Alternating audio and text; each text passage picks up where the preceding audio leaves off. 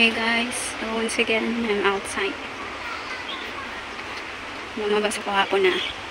So, kasi kailangan kong maghanap ng makain. Pero naman, nakakain ako sa bahay. Lumabas pa din ako kasi nakakaboring din lagi magpa-stay sa bahay. 3 araw kasi yung day off ko. Saturday, Sunday, at saka Lunes. Monday, so kaya ngayon, first day, ayoko sanang lumabas. Pero na-boring ako, kaya lumabas na ako. So, see you later guys. Dito ako laging dumadaan every time na mag-day off ako. Kasi malapit lang dito. Pag dito ka dumaan, papunta sa MTR station.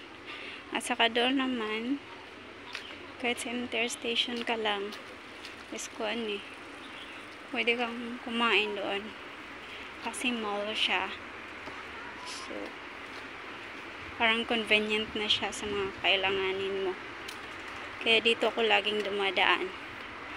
Medyo tahimik dito, kunti lang yung tao.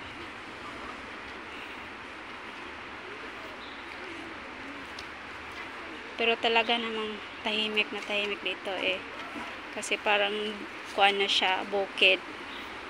Ayun, kunti lang kami. Ito na yung entrance papunta sa MTR.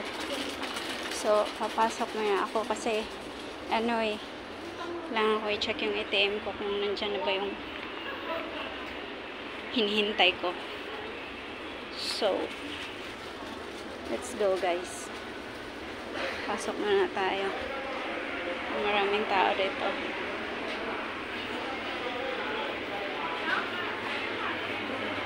Ayan siya. Hindi naman masyadong maraming tao. Hindi katulad sa ibang interstation, maraming tao dito. Konti lang. Medyo konti lang. And mga kasama ko. Mga kasama kong hindi ko kilala. Kasama ko yan sila. Binti lang nakikita. Hindi ko muna ipakita yung mga kuwan nila kasi kuwan sila.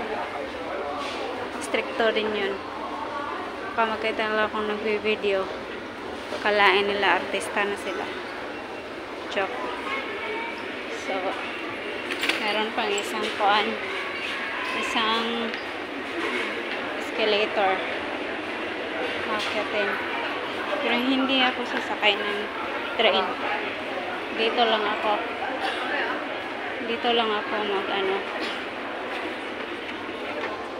mamamasyal. Kita yung kanya, yung binti. May entrance dito sa kabila, sa kaliwa. May entrance din doon. Doon ako pupunta. Kasi kailangan kong kailangan ko ng ATM machine.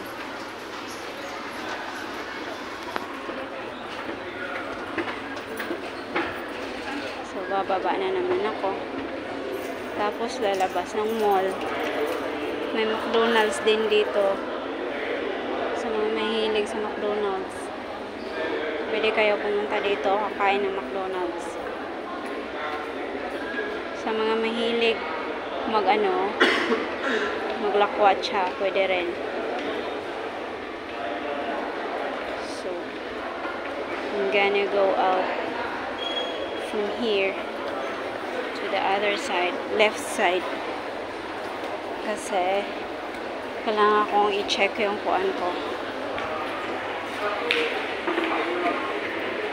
Mahiwagang ATM. Dito yung kuan, ATM machine. So, bye for now.